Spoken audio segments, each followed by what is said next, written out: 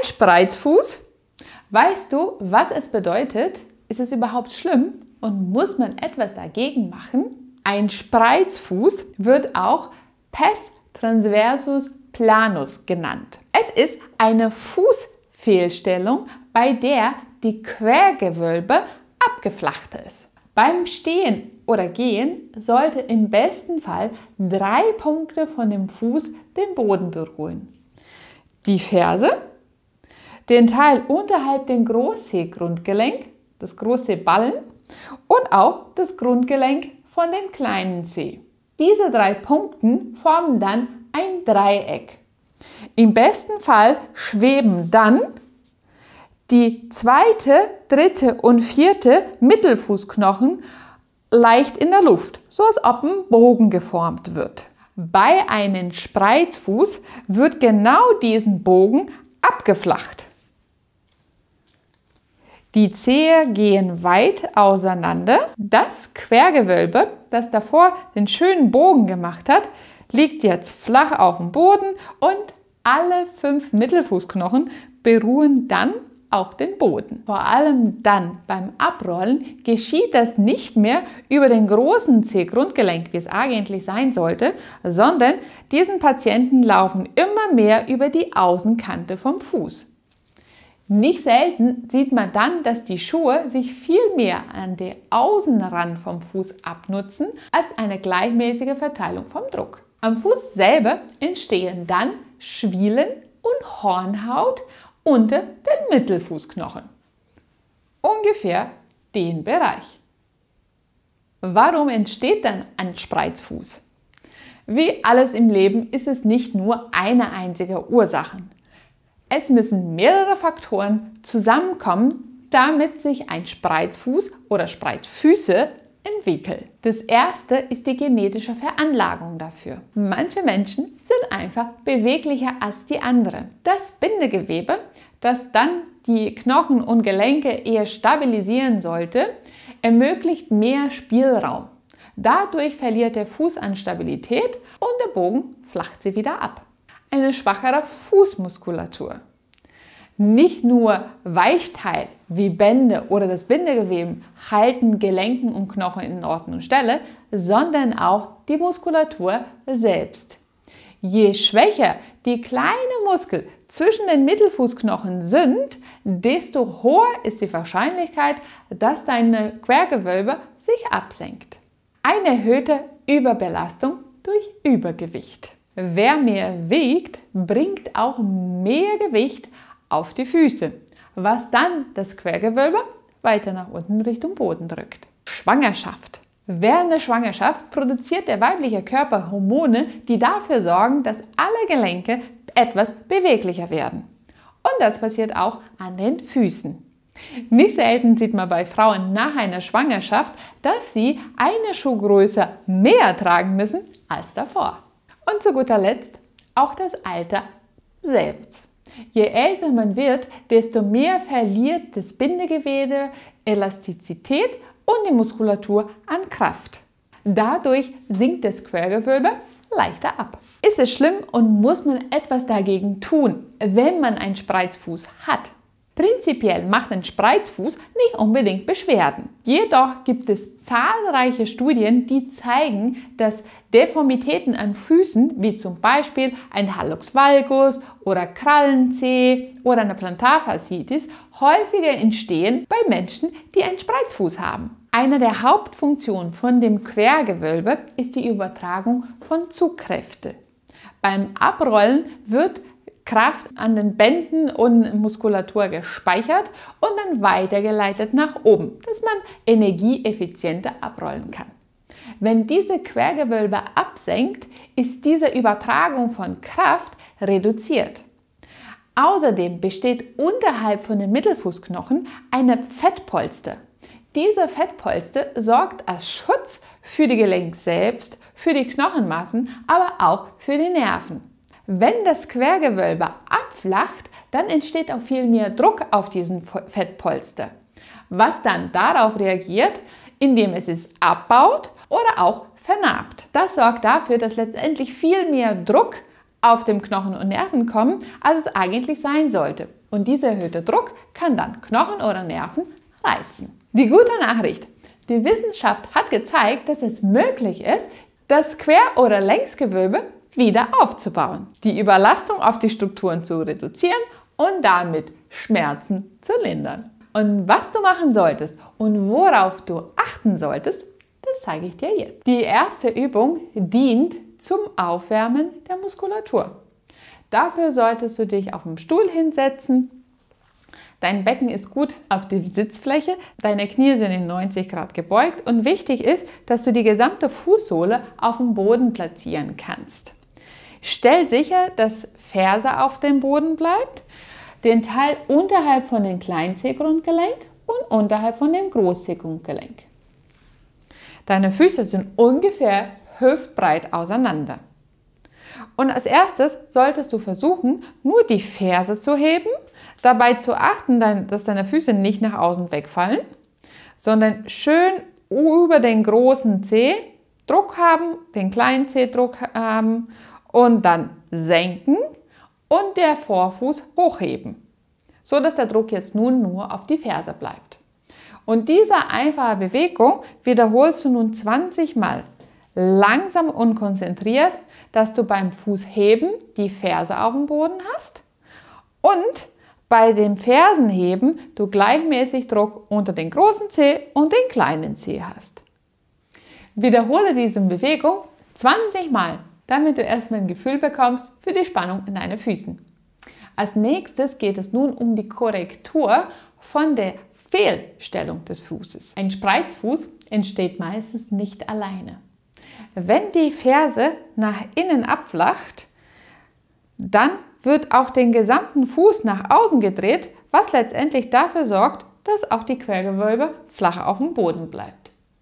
Deswegen ist es auch wichtig, dass du die Fersenstellung korrigierst. Und das kannst du ganz gut mit dieser Übung machen. Bei dieser Übung geht es um die Aufrichtung von dem Fersenbein. Wenn die Ferse nach innen fällt, abflacht nicht nur das Längsgewölbe, sondern auch das Quergewölbe. Es geht darum, dass man genau diese beiden Bogen wiederherstellt. Dafür solltest du dir so vorstellen, dass die Muskulatur unten von der Fußsohle um die Ferse drumherum sich nach oben verläuft. Du spannst so die Muskel an von dem Fuß und auch von den Unterschenkeln, dass man genau diese Gewölbe wiederherstellt. Dass diesen Mittelbereich vom Fuß wieder hochgeht und auch hier wird der Bogen wieder entstehen. Du kannst auch gerne mit dem Finger die Muskulatur ertasten, so dass, wenn die Spannung passiert, du auch die Spannung wahrnehmen kannst. Wichtig dabei ist, dass man nicht die Zehe krallt. Sehr häufig wird für die Fußmuskulatur so eine Krallbewegung gezeigt von den Zehen. Diesen Krallbewegung sorgt aber nicht dafür, dass man die Quergewölbe wieder aufbaut. Also versuche den Großzeh-Grundgelenk und das Kleinzeh-Grundgelenk auf dem Boden zu lassen. Krall nicht die Zehe, sondern lass die locker auf dem Boden. Und in dieser Position versuchst du nun die Ferse nach innen zu drehen und das Gewölbe aufzubauen. In diesem Sinne und auch in diesem. Halte diese Spannung für ungefähr 10 Sekunden und lass sie dann wieder los. Die Ferse aufrichten, dass sie nicht nach innen kollabiert. Den großen Zeh bleibt auf dem Boden und die Zehen bleiben entspannt. Die Längsgewölbe und auch das Quergewölbe wird aufgebaut. Kurz in dieser Position verbleiben und die Spannung dann wieder lösen.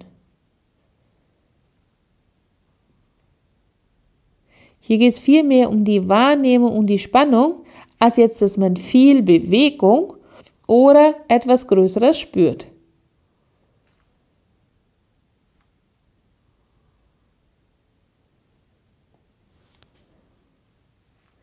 Hebt die Ferse, dreh die nach oben, sehe, dass der Innenrand vom Fuß hoch wird und auch das Quergewölbe. Wichtig bei dieser Übung ist es auch darauf zu achten, dass es bei den Bewegungen am Fuß keine Ausweichbewegungen am Knie passieren. Was man sehr häufig sieht, ist, dass man, um das Gewölbe aufzubauen, wird dann das Knie nach außen gedreht. Das ist aber nicht, was wir haben wollen. Also Knie bleibt gerade, Spannung wird aufgebaut, die Ferse wird aufgerichtet, in der Position verbleiben und dann wieder loslassen. In sitzender Position ist die leichteste Variante. Ziel ist aber, dass du in der Lage bist, die Übung auszuführen im Stehen und am besten in Einbeinstand. Also, Ferse bleibt auf dem Boden, große bleibt auf dem Boden, auch den kleinen Zeh und in dieser Position die Muskulatur so anzuspannen, ohne dass die Zehe gekrallt werden. Also Zehe ganz locker auf dem Boden und dann wieder loslassen. Stell dir mal vor, du wirst so eine kleine Raupe machen, so dass die Mitte von dem Fuß sich hochhebt. Bleib in dieser Position für 5 bis 10 Sekunden, lass die Spannung dann aber wieder los. Diese Übung solltest du jetzt für 10 Wiederholungen durchführen, jeweils 10 Sekunden halten und dann wieder loslassen. Nicht die Zehe krallen und auch nicht den Kontakt von dem großen Zeh verlieren. Für die nächste Übung werden dir ein paar Münzen von großer Hilfe sein. Die Münze solltest du nun auf dem Boden platzieren, so dass genau das unterhalb von dem Mittelfußknochen unter den Zehenballen platziert ist. Du stellst dich nun in eine Schrittstellung hin. Du kannst die Bewegung auch gleichzeitig mit der Hand machen und dabei kannst du es besser visualisieren, was jetzt an deinem Fuß passieren sollte. Stell dir mal vor, die Mittelfußknochen die Mittelhandknochen sind ja gleich wie deine Mittelfußknochen. Und die Idee ist, dass du wieder den Bogen formst. Also, du hast die Münze auf dem Boden, platzierst die Mittelfußknochen, die Zehballen direkt darüber in Schrittstellung. Und da ist ja der Fuß ganz platt auf dem Boden, so wie es bei mir jetzt gerade auch ist. Und in dieser Position machst du nur den Bogen mit der Hand und gleichzeitig versuchst du auch jetzt das mit dem Fuß zu machen. So als ob du die Münze von dem Boden hochsaugen willst. Und lass es dann wieder los. Beweg den Fuß nach vorne mit Druck drauf. Mach den Bogen so, als ob du die Münze hochheben willst.